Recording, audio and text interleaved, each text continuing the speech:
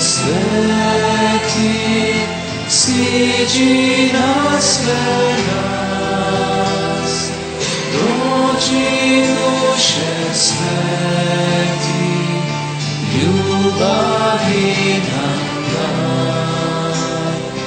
Dođi duše sveti, siđi nas nas, dođi duše sveti, ljubavi nam daj. Queridos amigos, que a paz de Jesus e a ternura de Maria esteja convosco neste domingo da Ascensão do Senhor. Vamos meditar este grande mistério da nossa fé. Jesus que, após passar a sua morte, a sua ressurreição, permanece com os seus discípulos e ascende ao céu, para estar sentado à direita de Deus Pai Todo-Poderoso. E o Evangelho que nós meditaremos neste dia é o Evangelho de Mateus, Evangelho do capítulo 28, versículo 16 e 20. Um Evangelho muito forte que nos dá a noção da consequência do encontro do discípulo com o seu Senhor. Consequência essa que leva o discípulo a não mais viver para si, mas para Ele. E vivendo para Ele, viver para os irmãos, para a missão, para o lava-pés, para o amor. Então eu vou ler o Evangelho, vou proclamar o Evangelho neste momento, e após a leitura e proclamação do Evangelho, nós meditaremos esses versículos. Naquele tempo, os 11 discípulos foram para Galiléia, ao monte que Jesus lhes tinha indicado. Quando viram Jesus, prostraram-se diante dele. Ainda assim, alguns duvidaram. Então Jesus aproximou-se e falou: toda autoridade me foi dada no céu e sobre a terra. Portanto, ide e fazei discípulos meus todos os povos, batizando-os em nome do Pai, do Filho e do Espírito Santo, e ensinando-os a observar tudo o que vos ordenei. Até o fim, eis que eu estarei convosco todos os dias, até o fim do mundo. Irmãos, essas são palavras de vida e de salvação. O Evangelho de hoje inicia dizendo que naquele tempo, os 11 discípulos foram para a Galiléia. Aqui é um dado muito importante, nós vemos aqui uma comunidade fracionada, uma comunidade fraca. O 12 na Sagrada Escritura é o símbolo da totalidade, que se remonta às 12 tribos de Israel, a totalidade do povo de Deus. Os 12 discípulos eram o sinal da totalidade, da nova totalidade em Cristo. Agora, de 12 discípulos, nós só temos 11, porque um havia se suicidado. Judas, foi dito como traidor. Mas na verdade nós sabemos que não foi só Judas que traiu. Judas traiu, mas todos os outros abandonaram Jesus. Exceto João, que estava ao pé da cruz. Mas João estava ao pé da cruz porque ainda era muito jovem, não tinha problema de ser morto. Então nós vemos uma comunidade aqui fracionada, uma comunidade fraca, uma comunidade longe da sua totalidade, como muitas vezes a nossa. Dentro das nossas comunidades, quanta fraqueza, quanta traição, quanto abandono do Senhor. Então, como é dos discípulos, também a comunidade de hoje é nossa. Uma comunidade onde nós vemos pessoas que são fracas, traidoras, pessoas que abandonam, mas que ao mesmo tempo e com tudo isto querem servir o Senhor, querem ser discípulos. E ser discípulo não é ser mestre. Ser discípulo é estar sob a orientação do Senhor, seguir o Senhor. E é um grande perigo quando nós queremos deixar de ser discípulos para nos tornar mestres. Porque aí nós passamos e nós deixamos aquela postura de acolhida, de meditação, para querermos ensinar. E quando nós passamos para esse degrau, nós corremos o risco de deixarmos de ser discípulo. Porque discípulo é aquele que se coloca aos pés do Senhor para escutá-lo, aquele que tem o coração aberto para escutar a palavra, para podê-la vivê-la. O mestre é aquele que ensina. Mas só que entre mestre e discípulo há um salto muito grande. Porque todos aqueles que se acham mestres esquecem que de tudo aquilo que eles sabem é muito pouco em comparação a tudo que há para ser ensinado. E a nossa posição de discípulo é aquela posição, embora a nossa fraqueza, nós devemos nos colocar sempre diante do Senhor e da sua palavra como aprendizes, não como doutores da lei, não como fariseus. E se nós, como igreja, deixamos de nos tornar uma igreja de discípulos, nós nos tornamos uma igreja de farisaísmo, onde se fala, mas não se vive.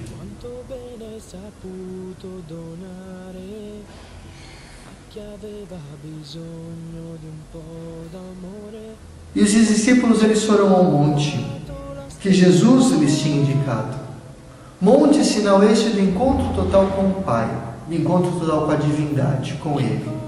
Monte para aprender, para ensinar. Foi ao monte que Jesus deu as bem-aventuranças. E quando eles encontraram Jesus, eles se prostraram diante de Jesus. E diz o Evangelho que ainda assim alguns duvidaram. Esta semana eu atendi um casal que eles estão vivendo o método natural, um casal de Deus, de muita fé, de muita oração. E este casal, eles me diziam, mas padre, como nós queremos viver com Deus, nós somos de Deus, mas quanta dúvida ainda na nossa cabeça. Quanta dúvida na nossa cabeça, padre. Porque nós olhamos outros casais que dizem que vivem com Deus, dizem que são de Deus, mas eles não vivem o método natural, tomam contraceptivo, tomam tudo, e nós que não tomamos nada, agora nós temos a dúvida, por quê? Não é mais fácil para a gente ser como os outros? E nós questionamos, padre, muitas vezes, será que isso é realmente necessário? E eu dizia para eles, se não houvesse o questionamento, eu iria ficar preocupado.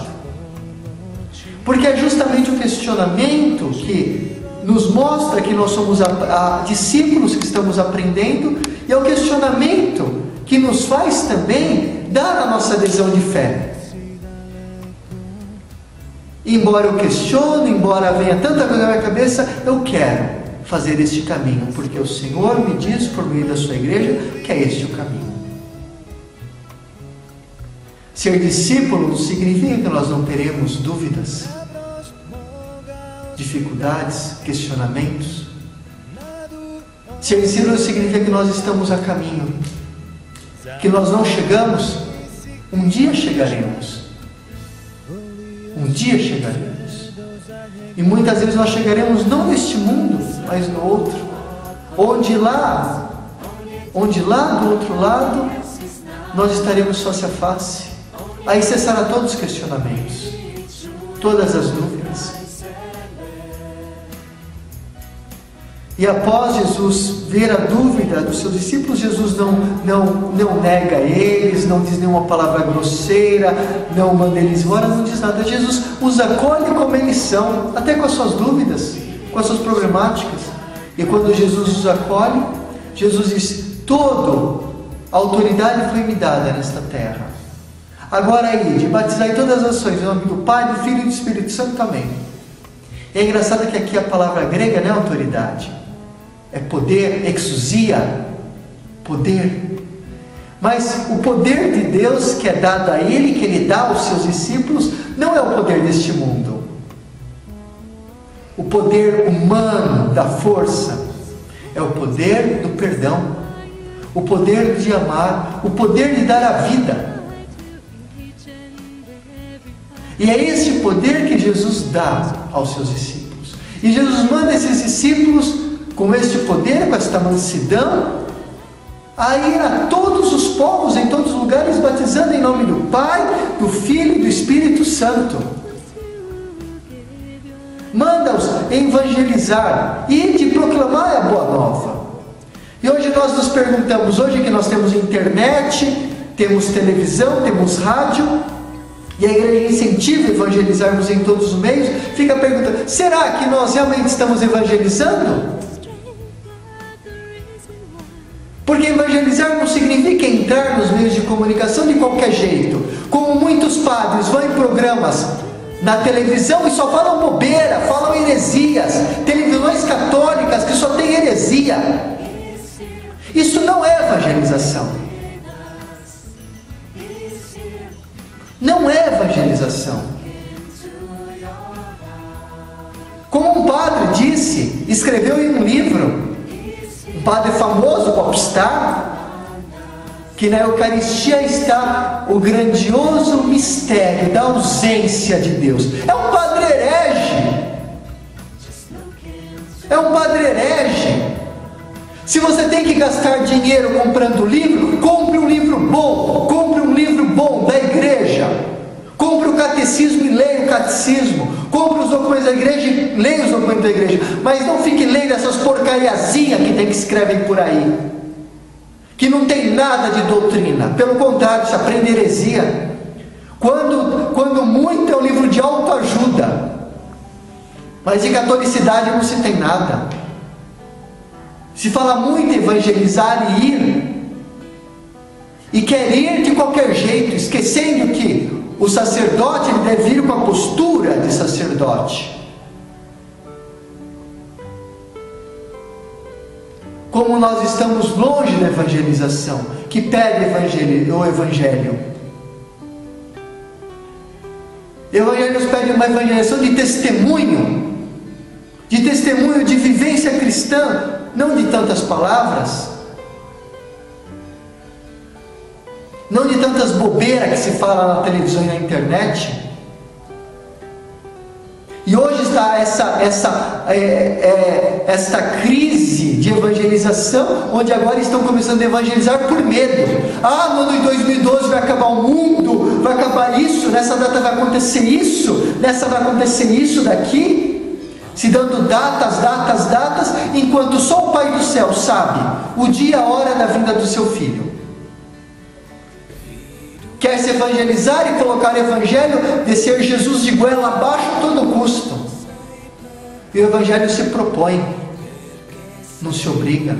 E não é por medo que se leva as pessoas a Cristo, é por amor. Como tem uma pessoa que é praticamente uma problemática louca, que se diz que vê Nossa Senhora, onde vende os terrenos da fazenda dela, porque quando acabar o mundo, só lá não vai acabar o mundo, só lá vai ter água, e constrói piscinas e piscinas olímpicas para colocar água dentro. Isso é loucura, isso não vem de Deus, isto não é evangelização, isto não é evangelização, é demência, é pura demência, e mais dementes são aqueles que seguem essas coisas. E o pior é que muitas vezes tem padres e bispos que apoiam, padres e bispos que não são católicos, porque um padre e bispo que apoia uma coisa dessa não é católico, não está em comunhão com o Papa, está em comunhão consigo mesmo, com o seu Deus que é o seu eu, menos com o Papa. Nós devemos estar muito atentos, irmãos, a qual evangelização estamos seguindo. E se realmente aqueles que estão nos evangelizando estão em comunhão plena com a Santa Igreja Católica Apostólica, com o Papa e com os documentos da Igreja. Não devemos hoje em dia seguir qualquer um. Como tem até um padre que diz que vê Nossa Senhora, e numa das aparições disse que houve um pseudo-milagre, onde ele recebeu a hóstia, de repente cuspiu.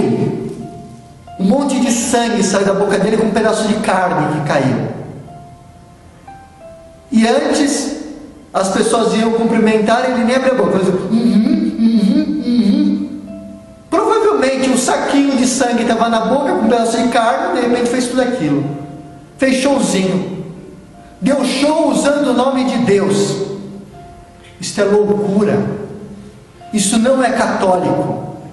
E um padre que não é nem católico, não é nem católico, diz que é padre, vai saber realmente se é padre. Mas de unidade com o Papa, unidade com os documentos da igreja e unidade com o magistério não se tem com essas coisas. Porque leva a crer num fanatismo, numa coisa que muitas vezes é fruto de uma mente desequilibrada.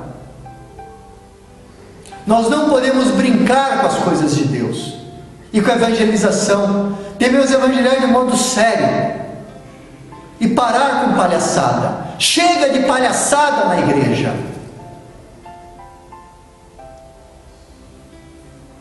E busquemos nós, irmãos, evangelizar com a nossa vida, com o nosso testemunho, com o nosso jejum, com a nossa oração, com a nossa Eucaristia bem celebrada e participada, com o nosso terço na mão, e sermos realmente pessoas de Deus, que não brincam com a fé e nem usam o nome da fé para ganhar dinheiro, porque quem faz isso está já no inferno e vive já no inferno, e quando morrer vai direto para o inferno. E eu vos deixo a bênção de Nossa Senhora, Rainha da Paz, em nome do Pai, do Filho e do Espírito Santo. Amém. Uma boa semana.